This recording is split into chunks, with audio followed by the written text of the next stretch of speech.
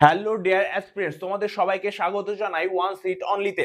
দেখো আজকে আমাদের কি অঙ্ক আছে না, বার্ষিক 10% সুদের হারে 3 বছরের জন্য চক্রবৃদ্ধি সুদ ও সরল সুদের পার্থক্য যদি 186 টাকা হয় তবে মূলধন কত হিসাব করি। তাহলে এই অঙ্ক করার জন্য তোমরা এই সূত্রটা মনে রাখবে যে ডিফারেন্স সমান সমান প্রিন্সিপাল ইন্টু আর বাই 100 তার whole square into 3 plus r by 100। তাহলে ডিফারেন্স মানে কি, চক্রবৃদ্ধি সুদ ও সরল সুদের মধ্যে পার্থক্য কত দেওয়া আছে 186।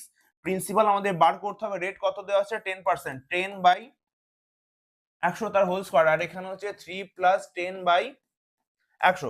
এবার দেখো তাহলে 186 সমান সমান প্রিন্সিপাল, এবার এটা দিয়ে কাটলে কত হবে, উপরে 1 হবে আর নিচে কত হবে 100 হবে। এটা দিয়ে কাটো তাহলে 3 10 30 আর 1 31 বাই 10 হবে। এবার দেখো 31 দিয়ে তুমি যদি এটাকে কাটো তাহলে 6 হবে। তাহলে প্রিন্সিপাল কত, এই কোনাকুনি গুণ করো, 6 এর পরে কটা শূন্য, 1 2 3, তার মানে আমাদের প্রিন্সিপাল কত হবে 6000 টাকা। আমাদের কত number option D, option D is the right answer.